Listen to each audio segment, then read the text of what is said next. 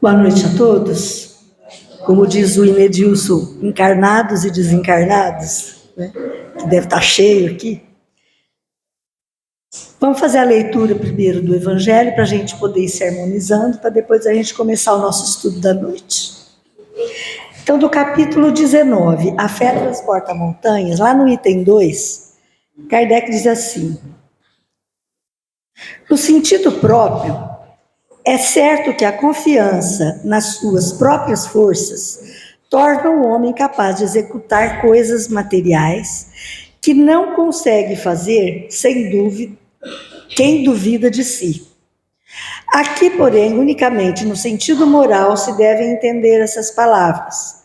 As montanhas de fé que a fé desloca são as dificuldades, as resistências, a má vontade, em suma, com que se depara da parte dos homens, ainda quando se trate das melhores coisas. Os preconceitos da rotina, o interesse material, o egoísmo, a cegueira do fanatismo e as paixões orgulhosas são outras tantas montanhas que barram o caminho a quem trabalha pelo progresso da humanidade. A fé robusta dá a perseverança, a energia e os recursos que fazem se vençam os obstáculos, assim nas pequenas coisas que nas grandes coisas. Da fé vacilante resultam a incerteza e a hesitação, de que se aproveitam os adversários que se tem de combater. Essa fé não procura os meios de vencer, porque não acredita que possa vencer. A fé vacilante, né? Interessante que esse item tem muito a ver com aquilo que a gente vai refletir hoje. Então vamos agradecer a Deus, Pai de infinito amor, de infinita bondade, por mais esta chance de aqui estarmos estudando o Evangelho de Jesus, refletindo através dos livros da codificação, para tentarmos entender um pouco melhor a respeito da nossa tarefa. Qual é a nossa maior tarefa na encarnação? Que Jesus possa ser conosco, nos orientando, nos ajudando a abrir nosso coração e a nossa mente, para que a gente reflita com responsabilidade a respeito desse tema tão importante.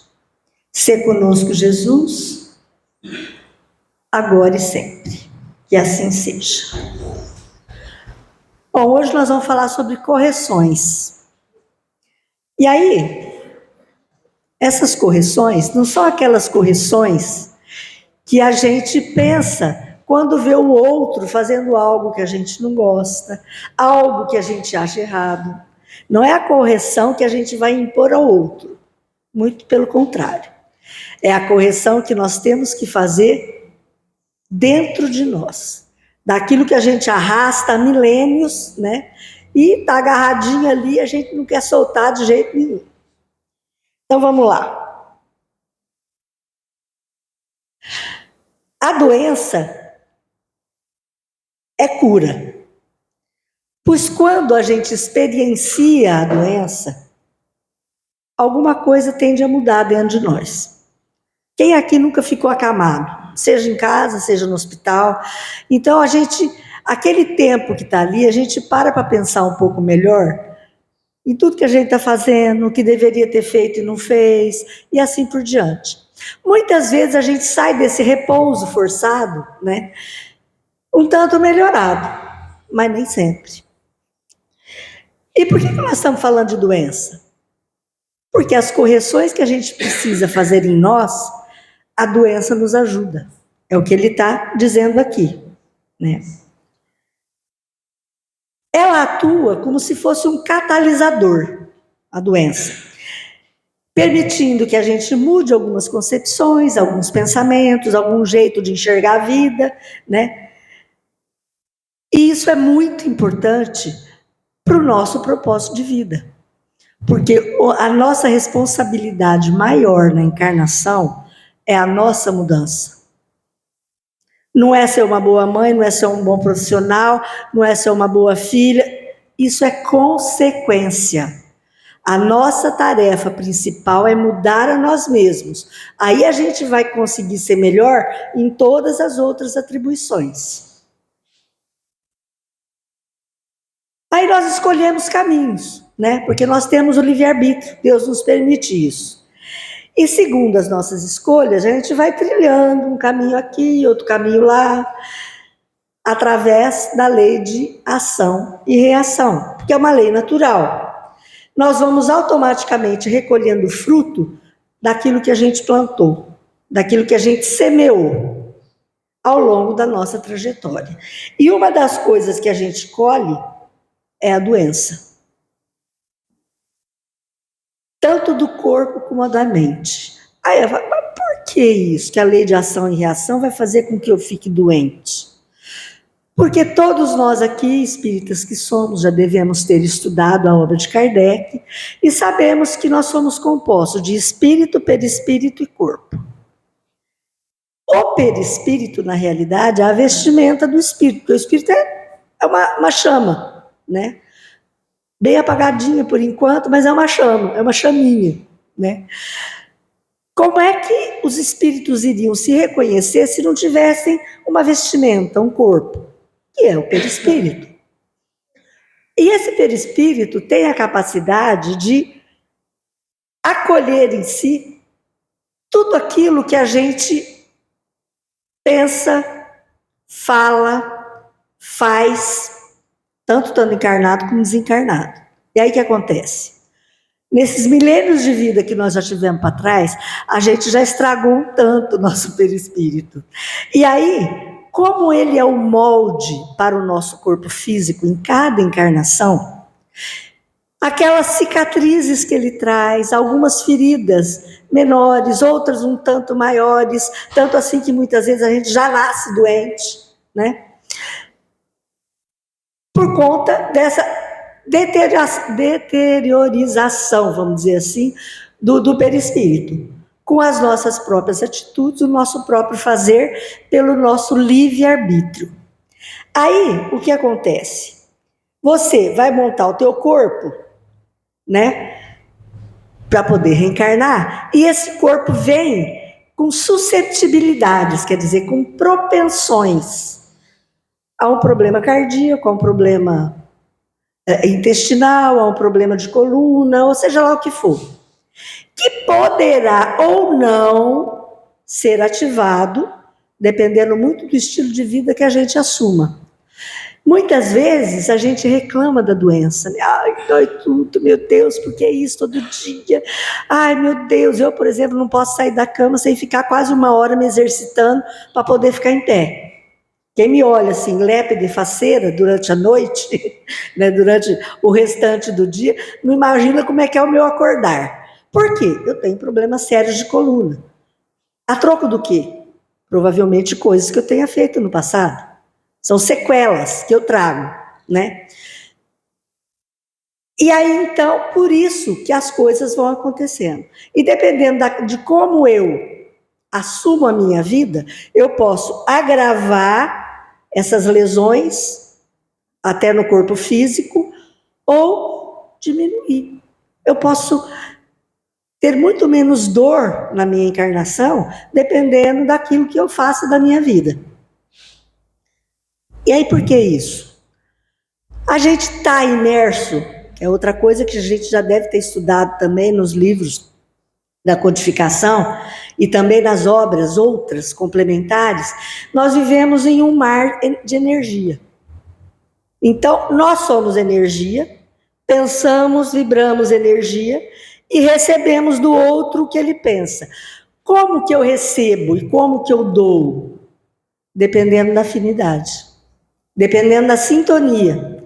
Então, esse mar de energia que a gente vive faz com que a gente, em qualquer coisa que a gente pense, fale ou faça, qualquer opinião que a gente exprima, a gente está exprimindo a opinião de milhões, de muitos outros, que pensam exatamente do jeito que a gente pensa, que fazem exatamente do jeito que a gente faz. E assim, o outro também me espelha e vai fazer do mesmo jeito. Então, essa rede toda é formada dessa maneira. Aí, o que é que faz com que a gente vá para cá ou vá para lá? É a nossa vontade, é o nosso desejo, né? Porque o desejo é a alavanca do nosso sentimento, gerando a energia que a gente vai consumir segundo a nossa vontade. Então não adianta reclamar, gente. Tudo vem de nós mesmos. Somos nós que criamos o nosso bem-estar ou o nosso mal-estar. A nossa imaginação se põe, então, a digerir, né, essa espécie de alimento que a gente está consumindo aqui dentro da cabeça, através da influência dos outros, encarnados ou desencarnados. A gente fica digerindo aquilo até que as nossas células da nossa alma, os tecidos sutis da nossa alma, do nosso perispírito, acabam se impregnando disso.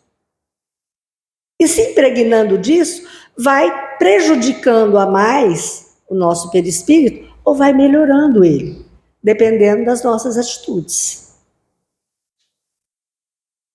Se nós queremos ser saudáveis, a gente precisa desejar melhor, sintonizar melhor e fazer melhor. Qualquer coisa. Porque com o passar do tempo, a nossa alma passa a exprimir tudo aquilo que ela assimilou. Então eu começo a me tornar uma outra pessoa, uma outra criatura, através dessa mudança interior minha. Ou para o bem ou para o mal. A escolha é minha. Lembra daqueles dois caminhos lá do outro slide? É o livre-arbítrio, né? E Deus permite que assim seja para que a gente possa crescer de acordo com as nossas responsabilidades. Até a gente tem que se assumir enquanto criatura divina.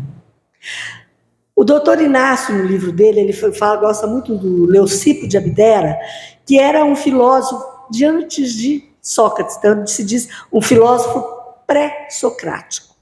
E olha só o que o Leucipo já dizia: nada deriva do acaso, mas tudo de uma razão embaixo de uma necessidade. Quer dizer, tudo aquilo que a gente vivencia tem uma razão de ser e uma necessidade. E nós é que temos que buscar saber que necessidade é essa, o que eu tenho que mexer, o que eu tenho que modificar, como é que eu devo agir. Porque eu sou dono de mim, né? A razão dos nossos males, entre eles as doenças, não são obras do acaso. Tem uma razão justa que determina as necessidades da gente se reciclar. E aí o Espírito da Verdade, lá no Livro dos Espíritos, diz o seguinte: estudai as vossas próprias imperfeições a fim de vos desembaraçardes delas. Por quê? Elas nos prejudicam.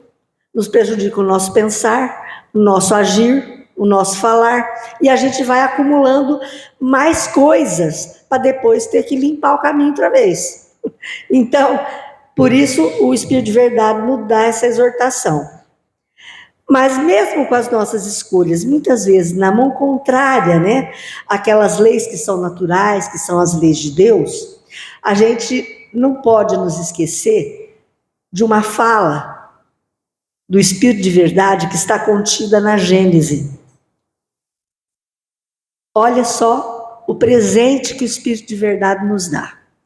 Não existe um ser ínfimo que a gente possa supor que não esteja saturado por Deus de alguma forma. Nosso pensamento está em incessante contato com o seu pensamento de Deus, né? E é com razão que se diz que Deus jaz nas mais profundas dobras do nosso coração. Gente, vocês já imaginaram? No momento de loucura da gente, de dor, de desespero, não sei o que, eu falo: ai não, Deus está em mim. Deus está em mim. Então, se Deus está em mim, isso é necessário eu passar, então vamos passar com disciplina, vamos tentar aprender, vamos tentar ver o que é que pode a gente tirar dessa lição, para que a gente faça a correção necessária. E aí a nossa mudança, tão necessária, então ela deve passar, respaldar nessa afirmativa do Espírito de Verdade, pois nós temos sim uma luz em nosso interior, apenas a nossa tarefa é fazê-la brilhar. Aí o que a gente fala? Eu, por exemplo, falo, e toda vez que a gente vai falar, eu falo, gente, nós somos luz, nós temos a centelha divina dentro de nós, é bonitinho, né? Nós temos a centelha divina dentro de nós, precisamos dar uma lustrada, fazer brilhar. É fácil isso? Não. A gente tem que entrar por dentro da gente e ver o que é que está impedindo da gente passar esse olhinho de peroba naquelas coisinhas erradas, né? Para tentar mudar aquilo e fazer a nossa luz brilhar mais. Como nós somos energia, vivemos no mar de energia, a gente repele ou atrai, né?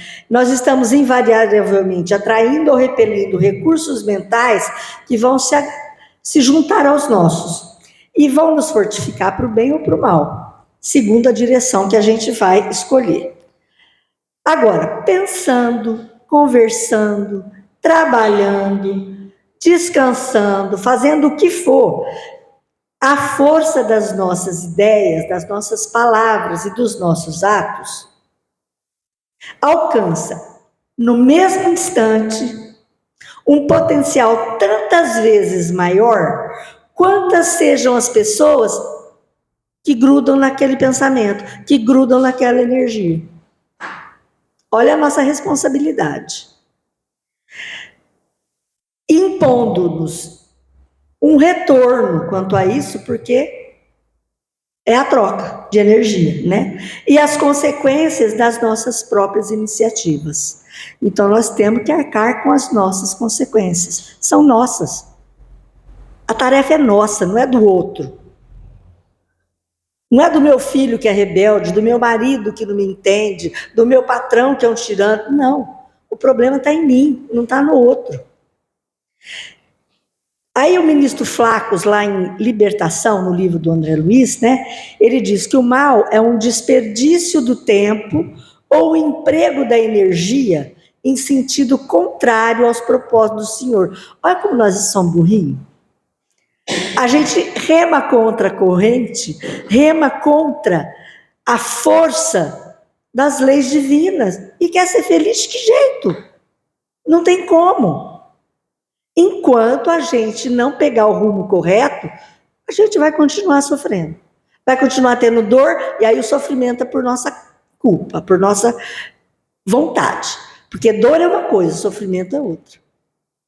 A dor é intrínseca, vamos dizer assim, a um mundo de provas e expiações. Porque são as consequências dos nossos delitos, né? De lá ou daqui ainda, né? Porque às vezes aqui também a gente comete muita coisa, muita bobagem. Então, esse mal que a gente tenta fazer, às vezes impensadamente, às vezes querendo fazer, querendo que o outro quebre, que o outro caia, né? Que o outro se mande da nossa vida, não tem sentido nenhum, porque é remar contra os desígnios divinos, contra as leis naturais. E aí o nosso coração fica machucado, cansado, cheio de band-aid e tal, porque a gente sofre, porque a gente cria o sofrimento. Muitos de nós queremos nos curar, mas poucos estão dispostos a neutralizar em nós mesmos, né? O ácido da calúnia, o veneno da inveja, o bacilo do pessimismo e o câncer do egoísmo. Gente, olha os adjetivos que ele dá para os nossos sentimentos. É câncer, é veneno, é ácido, e é exatamente isso. E aí a gente não quer ter dor, a gente não quer ficar doente. De que jeito? Se está saindo de nós tudo isso, não tem como, né? Mas acontece que a gente não quer mudar. A zona de conforto aqui é difícil a gente sair dela, né? É difícil a gente desgarrar da mãozinha daqueles fazeres do passado, dos pensamentos do passado, dos sentimentos que a gente ainda tem. Vai precisar mudar, porque se não muda, adoece, sofre, dói, arranja mais problema e um dia nós vamos ter que desfazer tudo isso. Toda cura é sempre uma autocura e o Evangelho de Jesus é a farmacinha, onde a gente vai encontrar remédios que curam por dentro.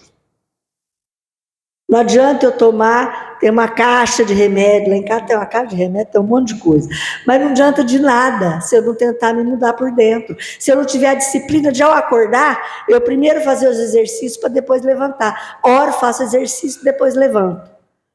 Porque senão eu me arrasto com dor o dia inteiro e fico mal-humorado e brigo com as pessoas, e aí a carga aumenta, pro meu lado.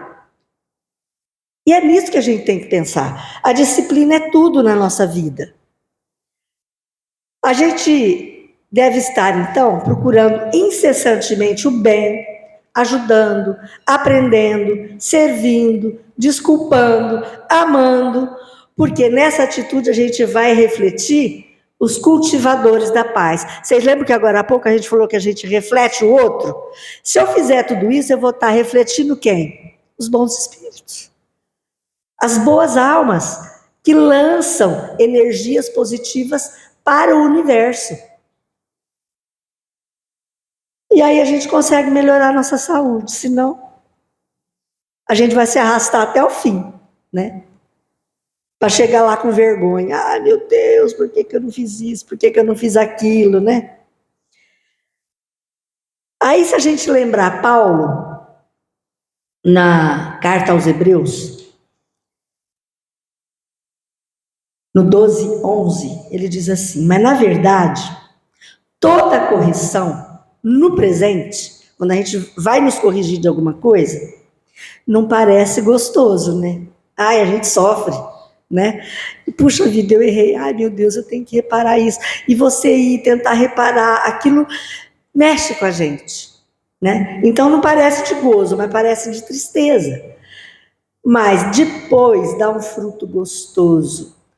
O fruto da paz, da tranquilidade, do dever cumprido, de saber que a gente fez aquilo que era bom para nós e para o outro.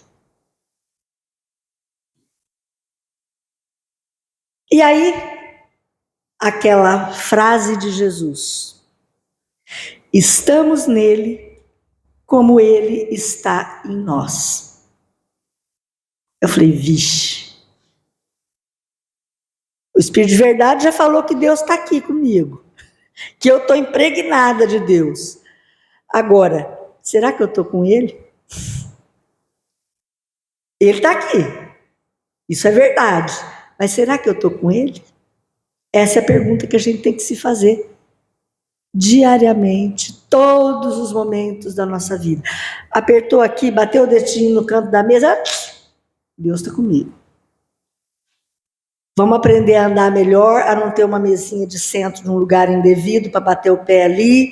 Vamos melhorar a nossa maneira de passar pelas situações que às vezes acontecem fortuitamente na vida da gente, né? Estamos nele como ele está em nós. E é o que o Espírito da Verdade diz. Não existe um ínfimo ser, um verme que seja, porque é a criação divina, Deus está ali. Aí eu falei, ai meu Deus, eu mato tanta barata, tanta formiga. Aí eu fico com remorso de matar os bichinhos, mas tem certas coisas que você acaba tendo que fazer. Espantar a pomba que quer fazer ninho lá, eu já estou conseguindo melhorar, né? Mas já não derrubo o ninho. Quando eu não percebo, elas montam o ninho, aí eu não derrubo, deixo o filhote nascer e tudo, aí depois vou lá, higienizo, para evitar piolho, né? Mas a gente precisa aprender com as situações da vida. E aprender que se eu estou encharcada de Deus, embebida de Deus, eu não tenho o direito de fazer o que não é correto. Não tem. Porque se eu fizer, a minha própria consciência vai me cobrar depois, porque não é Deus que julga. Tem religiões aí que dizem que tem o dia do julgamento, não sei o quê, por exemplo, o doutor Inácio, nos livros dele, ele fala que tem uma ala lá no hospital dele, no subsolo, que é só para evangélico, que estão dormindo, esperando o dia do juízo final. Aí alguém perguntou para ele, mas doutor, por que não acorda eles, né? Não conversa, não explica, não interage. Eles têm o direito de estar onde estão. Quando o próprio espírito sentir que é a hora de despertar, desperta. Aí é a hora da gente trabalhar junto, de acolher, de orientar, de falar sobre Deus, que Deus não é aquele que vai te colocar numa cadeira e ele sentado num trono para falar, você fez isso, fez aquilo, agora você vai ter que penar por isso, por isso, por isso. É a nossa própria consciência que nos cobra. E não é só depois que a gente desencarna, não, aqui também. Por isso que a gente se sente mal muitas vezes, né? Porque é a nossa própria consciência. Mas vamos pensar nessa frase. Estamos nele como ele está em nós. E que isso possa ser o nosso lema. Eu tenho na paredinha do meu armário, né, na porta do meu armário, uma frasezinha, que eu estava no restaurantinho um dia, um surdo-mudo passou vendendo. Aí eu comprei, colei ali, em madeira e um metalzinho escrito. Tudo posso naquele que me fortalece. Então primeiro eu faço os exercícios, aí faço minhas orações, quando eu abro o olho, eu olho ali, vejo duas coisas. Tudo posso naquele que me fortalece. E vejo palavras do doutor Inácio numa carta que eu recebi dele, numa época que eu estava no chão, por conta da doença do meu filho. E as últimas palavras dele foram: esperança, confiança, alegria. Trabalho, energia, saúde. Estamos com você. Aí eu falo, e eu tudo posso naquele que me fortalece. Então eu leio as duas frases toda manhã para começar o meu dia. Aí chega no meio do dia, a gente esquece, tropeça, cai, levanta e vamos indo. Viver é isso, é aprender, devagarinho, um pouquinho de cada vez. E que Jesus nos ajude, né? E os livros que eu usei para montar esses slides aí, é o livro do Dr. Inácio, no princípio era o Verbo, o Pensamento e Vida, do Emmanuel, a Gênese e o Médico Jesus, do Zé Carlos de Luca. Esse livro é muito interessante, muito legal. Então, quem quiser aprofundar, está aí a bibliografia, quem quiser, é só procurar, que lá a gente vai ter um manancial de coisas maravilhosas para nos ajudar.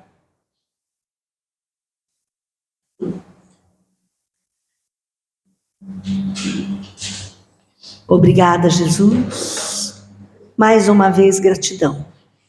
Gratidão a esses mentores queridos, que prepararam a nossa reunião da noite de hoje e trouxeram até aqui as pessoas que precisavam pensar a respeito dessa questão da correção tão necessária em nós mesmos. A começar por mim, que tive até que estudar, pesquisar, para poder estar trazendo essas reflexões. Gratidão.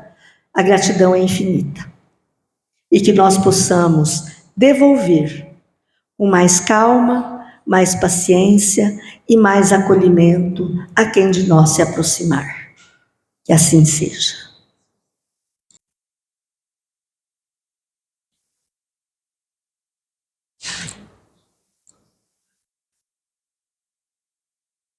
Mais uma vez, Jesus, gratidão por essa oportunidade, por esta verdadeira festa de luz, que inunda os nossos corações e nos enche de alegria e força para vivermos melhor, para aproveitarmos melhor as lições que a vida nos oferece a cada instante.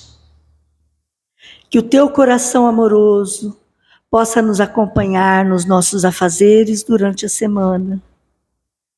E que nós possamos trazer sempre em mente a necessidade que temos de nos trabalhar.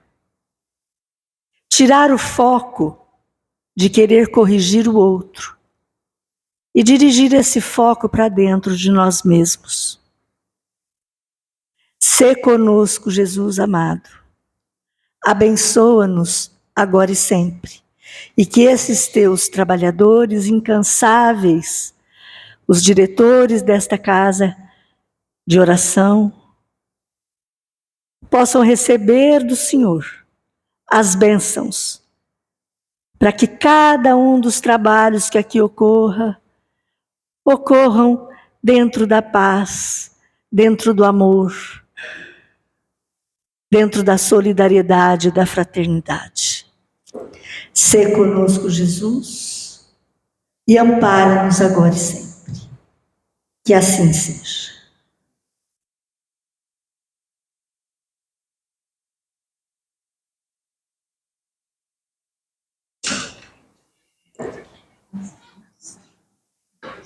Eu não sei como é que desliga esse trem, não. Aperta aqui um pouquinho toda vez.